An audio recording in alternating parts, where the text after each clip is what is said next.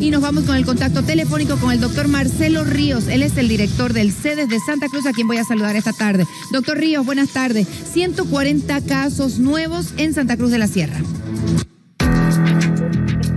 ¿Cómo está? ¿Cómo está? Buenas tardes, estimada Jimena, y a su programa Quédate en Casa. Así es, van aumentando los casos dentro de los que nosotros estimábamos que íbamos a tener en estas fechas. No existen mayores, no existe ningún crecimiento inusitado, es lo que ya teníamos esperado, porque bueno, justamente es parte de la situación epidémica o pandémica.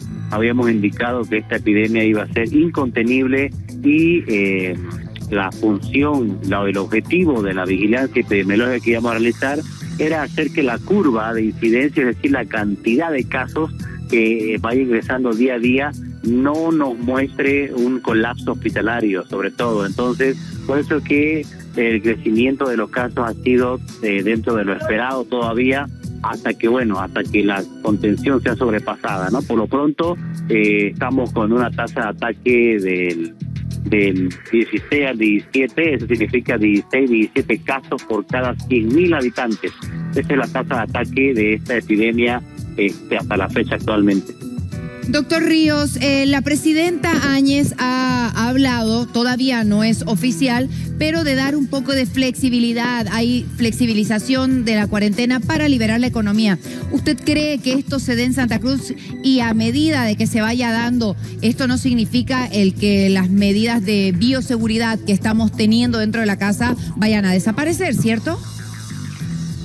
Claro, obviamente, las medidas que pueda tomar el gobierno, si bien las medidas que ha iniciado desde el inicio de la epidemia han sido todas, a mi entender, bien efectivas, asertivas sobre todo, a tiempo para poder ayudar a contener esta situación, porque podíamos nosotros como sanidad, como salud pública, como servicio departamental de salud, continuar, ¿no es cierto?, pidiéndole a la gente que simplemente tome las medidas respectivas, use el alcohol, use la situación de evitar aglomeraciones, el barbijo, lo demás. Pero si no haya habido estas medidas de cuarentena y de restricción para quedarnos en casa, evidentemente la historia ha sido otra, ¿no es cierto?, muy lamentable, muy catastrófica. Pero hoy por hoy hemos tenido una muy buena respuesta de la población. Evidentemente no es la ideal esperada, pero sigue siendo buena porque nos demuestra justamente con la cantidad de casos. Hay que considerar de que no debemos estar en la zozobra por la cantidad específica, que hacemos comparaciones con cantidades con otros ciudades o departamentos, pues obviamente nos va a generar el pánico. Pero cuando lo medimos en base a la densidad poblacional, nos encontramos que estamos todavía en una situación de relativo control, pero siempre en ascenso, de manera sostenida, porque así tiene que ser, porque digamos que es incontenible, ¿no? Doctor Marcelo Ríos, otra pregunta. Así vimos que en España, por ejemplo, el fin de semana, de alguna manera se levantó la cuarentena. Fueron los primeros días donde empezaron a salir la gente y en los diferentes lugares todo el mundo estaba sin barbijo. En caso de Bolivia, que exista esto, ¿usted encuentra prudente el hecho de que puedan quitar de un día para el otro el uso del barbijo y las medidas de bioseguridad? No, evidentemente que no. Yo estoy seguro que cualquiera de las medidas que se adopte tienen que considerar de manera bien específica y extrema la situación de las medidas que estamos realizando. Eso significa específicamente la situación o la claridad del aislamiento, del distanciamiento social. Son medidas que tienen que existir, que no pueden pasar desapercibidas. Cualquiera de las medidas que se tome deben considerar el distanciamiento social, deben considerar el uso del barbijo en lugares de conglomeración y sobre todo la disposición de tener a la mano insumos que nos permitan la buena higiene como corresponde. Ahora, hablemos de los casos en Santa Cruz de la Sierra, los casos positivos. Esto es a medida, van apareciendo obviamente a medida de que se van haciendo los test. ¿Cuántos test se realizan en Santa Cruz de la Sierra diarios? Estamos nosotros realizando o haciendo la toma de muestra aproximadamente entre 50 o 80 pruebas diarias que se realizan. Cenetop procesa aproximadamente 120 muestras al día pero también procesa las que vienen de otras partes del país, ¿no? Procesa de Beni, Tarija y de Pando, si no me equivoco, pero para Santa Cruz está procesando entre 50 y 80 muestras, que es la que nosotros vamos captando. Entonces no hay problema en el aspecto del procesamiento hasta ahorita. El tema está en que consigamos captar más personas, más sospechosos para poder ir avanzando. Si usted hace un cálculo rápido en base a la infografía que cada noche se pasa y a los medios de prensa, como el de noche, por ejemplo, y suma el número de los casos descartados, que pasan los 1.400 ahorita, y le suma los casos confirmados, que son más de 500, estaríamos llegando casi a los 2.000. Estos 2.000 han pasado por una prueba, tanto los descartados, que son los negativos, como los positivos. Por lo tanto, hemos realizado más de 2.000 pruebas en estos 40 y pico días de epidemia, haciendo un promedio de 50 pruebas hacia arriba por día. Entonces, esto también va en base a la capacidad que se tiene del equipo que realiza las pruebas, y una prueba, pues evidentemente tarda bastante tiempo en tomarse, no es una gotita de sangre, ¿no? Es toda una prueba que se hace oronasofaringia, donde tiene su procedimiento y su protección. Entonces, el problema no está ahí. No ha habido especulación en redes sociales sobre el tema de la toma de muestras y que deberíamos hacer a todo el mundo, pero la normativa nos dice claramente a quiénes se debe tomar la muestra. No es decirlo tan alegremente, tomémosle a todos, porque hay que considerar los periodos de incubación. No es un protocolo internacional que diga sí se debe hacer. Por lo tanto, no se puede pues valorar al médico diciéndole por qué no lo usa, ¿no? Es porque no hay experiencia, ¿no es cierto? Es un virus nuevo, es una enfermedad nueva. Sin embargo, Santa Cruz, modelo siempre en el aspecto científico, ha emitido hace tiempo ya, fruto de una reunión con el Consejo, el Comité Científico, entre el Colegio Médico y el Servicio Departamental de Salud y las sociedades científicas, ha emitido un protocolo para hacer la propuesta de un tratamiento que ya lo están utilizando algunos de los establecimientos, donde contempla una dosificación diferenciada de las edades y de las patologías de base, con la hidroxicloroquina, la citromicina y en algunos casos los anticoagulantes. Sí, y con esto voy a añadir un poco, porque durante el fin de semana estuve viendo las noticias internacionales, que también habían países que de alguna manera compraron los presidentes todos los respiradores para tener todos los hospitales completamente llenos, y sin embargo no han tenido que utilizar los respiradores para todos los pacientes, porque como usted lo está diciendo, no todos tienen el mismo protocolo, no todos son los que necesitan ese tipo de aparatos para poder solucionar el tema con el virus. Entonces, eso sucede mucho dentro de, usted sabe, ¿no? Se escapa de las manos las redes sociales y la gente entra directamente a pensar que llegó este medicamento, todo el mundo quiere comprarlo. De pronto llegó la noticia de los respiradores, todo el mundo quiere respiradores. Entonces, es una enfermedad que de a poco nos está abriendo los ojos, y ustedes como médicos están a nivel mundial aprendiendo todos los días cómo se trata. Claro que sí, porque como te decía hace rato, estamos ante un virus, el COVID-19, que ha generado una enfermedad que se llama SARS-CoV-2, que recién tiene nombre desde febrero de este año. El virus fue descubierto en diciembre del año pasado, por lo tanto no puede existir, ¿no es cierto?, ya una evidencia científica lo suficientemente sostenible, con fundamentación que permita indicar lo que se debe y lo que no se debe. Hay la expertise o la experiencia y el manejo de los especialistas en la terapia y en la medicina interna, junto con otras especialidades asociadas, que nos han ido ayudando a entender justamente la patogenia o la forma de enfermar que tiene este virus, y que además va a depender del huésped, ¿no?, de la persona que se enferma. Por lo tanto, las estimaciones que se hicieron aún están dentro de las esperadas, donde siempre se indicó que el 5% de los pacientes afectados son aquellos que van a utilizar la terapia intensiva, y eso va a depender evidentemente de los grupos de riesgo, pero dentro de las medidas de restricción. Mientras las medidas de restricción sigan vigentes, pero la población no las acate desobedezca esta situación y se expongan las personas de grupos de riesgo, los adultos mayores o los adultos jóvenes que salen y se exponen sin las medidas de protección, traigan a casa y contaminen a los adultos mayores, vamos a tener una tasa de letalidad que se va a aumentar y nos va a generar la necesidad de una terapia intensiva.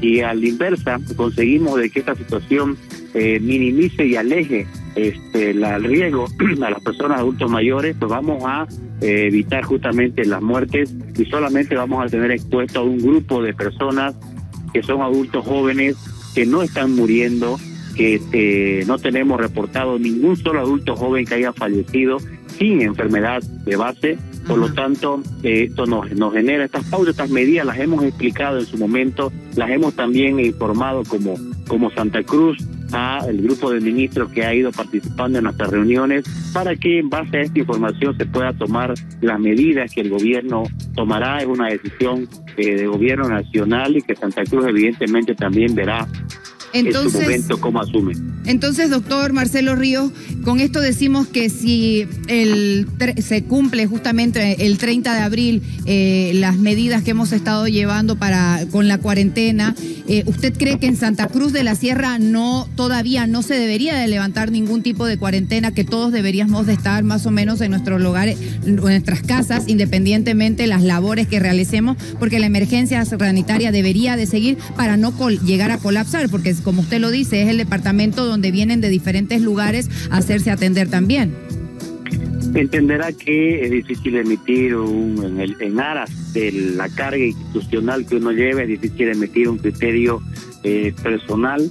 Sin embargo, y estoy en el planteamiento claro y objetivo de que cualquier medida que se instaure debe obligatoriamente considerar las medidas de distanciamiento social. Si vamos a decidir extender, ¿no es cierto?, vamos a continuar con las medidas y profundizarlas. Si se va a decidir recortar, debe también garantizarse que se continúen con las mismas medidas de bioseguridad, de distanciamiento social, de evitar las aglomeraciones, claro, de la descontaminación. Entonces, independientemente, ¿no es cierto?, eso es lo que quiero que me entiendan, no es sine qua non, o sea, independientemente de que se decida, las medidas básicas del distanciamiento y de la prevención y el corte de la cadena de transmisión del virus deben garantizarse. Y eso no es simplemente una decisión del gobierno nacional, está en el marco de la responsabilidad que cada uno de los ciudadanos del país tenga en base a lo que decida cómo exponerse, porque en algún momento dado de nuestra vida vamos a enfermar de coronavirus, decidamos cuándo hacerlo, ¿no es cierto? Lo hacemos hoy, que tenemos un montón de enfermos con los hospitales que están empezando a recibir pacientes. Lo hacemos mañana cuando esté con mucha cantidad de pacientes o nos dé tiempo todavía para preparar un sistema hospitalario como lo que estamos haciendo, para que tengamos una suficiente cantidad de camas en terapia intensiva, con personal, con todo, para poder ofertar un buen servicio. Entonces, más es un tema, independientemente de la decisión del gobierno, de que la población entienda de que debe continuar con estas medidas, con esta higiene respiratoria que nos permita minimizar en lo más posible el riesgo y prolongar la calidad de vida de nuestros adultos mayores, para que paulatinamente los grupos vayan enfermando poco a poco y generemos una inmunidad de masa. Totalmente claro, doctor Ríos, nos está dejando. Muchísimas gracias por atendernos hoy. Hay una línea de WhatsApp para que la gente se pueda comunicar, que es el 755-01050. Sabemos que más de 10,000 mensajes han llegado, todos con consultas. Correcto, todos son más de 10,000 contactos que ha recibido esta plataforma de WhatsApp de la doctora Esperanza, que le hemos llamado, donde hay diferentes formas y hay muchas opciones, entre ellos el autotest, donde te va preguntando sobre la sintomatología y uno va respondiendo y te va generando parámetros para calificarte, ¿no es cierto? Y de ahí nos jala la posibilidad de tener casos sospechosos. La opción de líneas y de gráficas sobre la situación del coronavirus en el departamento, mitos que se van tumbando, fake. Hay muchas opciones que te da esta plataforma para informarte. Aparte de, como ustedes tienen un programa en redes sociales, la gobernación también ha dispuesto de 6 a 6:30 un programa en redes sociales, Hablemos de Coronavirus, y también está el call center 168 y la contención emocional que se tiene. Todas estas plataformas, formas de apertura online, de ida y vuelta, son espacios que la gobernación ha dispuesto para poder también dar a la población la oportunidad de estar informada como corresponde, porque eso es básico, un poco hacer la contraparte con la infodemia que hemos tenido, esta enfermedad de enero, febrero, que le ha generado esta nosofobia, este pánico en enfermarse que ha tenido la población, que ha perjudicado al inicio y aún seguimos teniendo los efectos colaterales. Que la historia haya sido distinta como en la influenza, que la gente aceptaba el tema de la enfermedad y podíamos tener más opciones de mejorar nuestra capacidad de atención. Sin embargo, ya estamos en medio y esperemos que la población, no pedimos que se relaje ni que afloje, claro, pero que disminuya la sensación del pánico, que las medidas que estamos adoptando no sean por miedo, sino sean por cultura sanitaria, de higiene respiratoria, y que nos quede el hábito, ¿no es cierto?, de una buena cultura sanitaria para que no solo el COVID, sino la influenza, quizás el sarampión mañana o cualquier otra enfermedad que la transmisión sea respiratoria, estemos asegurados de que se disminuya en muy poca cantidad, así evitemos sufrir bajas y no tengamos problemas socioeconómicos también. Totalmente. Una última consulta, porque fue un tema que también explotó el fin de semana. Una profesional de medicina dio positivo al virus del sarampión en Santa Cruz. Quiero que nos hable de este tema junto a todo el conocimiento que usted tiene, porque se dice que entre el 9 y el 12 de abril quienes fueron al hospital de la Villa 1 de Mayo tienen que volver para hacerse la prueba. ¿Esto es correcto? Esto era correcto, ya no, esta mañana lo hicimos muy temprano, valió mucho el apoyo de los medios de comunicación. A la media hora que hice el comunicado, pudimos comunicarnos con las personas y ya hemos cerrado los contactos. Ya no hay más necesidad, ya hemos identificado a las personas. Bastó con este pequeño momento y nos muestra la fuerza y el apoyo que ustedes como medios de comunicación, tanto en redes sociales como en la vía televisiva, nos aportan, donde hemos conseguido ya tener el contacto de la familia que estábamos buscando. Hemos identificado ya los niños y las familias que estábamos en los casos de sospecha. Ahora sí ya podemos terminar nuestra investigación que hemos iniciado hace una semana atrás. Esperemos, como le digo, entre mañana y pasado tener los resultados del laboratorio de las pruebas que estamos tomando para poder dar certidumbre y informar a la población debidamente cómo anda la situación respecto al tema de sarampión. Sin embargo, aclarar algunas situaciones al respecto. Hubo un error ahí, era 9 y 12 de marzo, no de abril. Sin embargo, como le digo, que se entienda que ya no es relevante hoy porque ya se encontró la persona que necesitábamos. Y dos, la persona de salud nunca se dijo que trabajaba en el hospital de la Villa, era uno de los contactos, que era uno de los pacientes que teníamos la sospecha que estuvo en ese lugar y que sí lo estuvo y necesitamos el contacto, pero ya lo hemos identificado y está en pleno proceso de investigación. La familia muy predispuesta a colaborar, solo necesitaba tener la seguridad que éramos nosotros quienes estábamos buscándolos y queríamos sus datos. Entonces, continuamos nuestra investigación. Aclaradísimo, doctor Ríos. ¿Habrá algún tipo de campaña y en caso, me imagino que más adelante irán a trabajar con eso, y algún síntoma que pueda decirle a la población que sienta que tenga que tiene sarampión para también preocuparse con esto, ¿no? Sobre todo de que estemos la recomendación de que todos los niños de 1 año tienen que estar vacunados contra el sarampión, la vacuna SRP, sarampión, rubiola y parotiditis, para que nunca en su vida le dé ni sarampión, ni rubiola, ni papera. Luego los que no hayan sido vacunados al año de edad, entre 2 a 5 años, y luego los adultos jóvenes entre 15 y 49 que crean que no fueron vacunados o que los padres le dicen que no saben si fueron vacunados, que puedan asistir a cualquier centro de vacunación que existe. Obviamente entendemos las restricciones ahora de circulación, pero tras que acabe la cuarentena, cuando acabe, podamos asistir. Acaba la cuarentena y vamos a hacer una puesta al día en el tema de vacunación para terminar de hacer un cerramiento y estar muy seguros, más de lo que estamos con el tema de la cobertura. El tema del sarampión como enfermedad viral se caracteriza por presentar fiebre, por presentar los ojos rojos, por presentar tos y congestión nasal, y es muy importante la aparición de exantemas o manchas rojas que aparecen en el cuello y que van descendiendo hacia el pecho o la espalda. Son unas características muy claras que hace 20 años no se ven y que seguramente las podemos ver ahora en el caso que aún tengamos algún eslabón perdido, ¿no? De algún caso, esperemos no. Ojalá pero es que importante que la población lo sepa y que esté atenta también y nos pueda comunicar, así como lo hemos conseguido detectar este caso, que a pesar que era típico, con sintomatología típica, el paciente se da cuenta de que existe algo que que está fuera de normal y lo reporta. Y el sistema de vigilancia lo detecta a tiempo y empieza el proceso de investigación que hemos hecho. Doctor Marcelo Ríos, tengo que agradecerle todo el tiempo que se ha tomado para explicarnos absolutamente todo. El próximo lunes volveré a contactarme con usted. Esperemos tener una mejor semana para dar buenas noticias, como siempre, agradeciéndole por su tiempo. Así sea y siempre al orden cuando necesiten para que cuidemos a la población. Muy amable.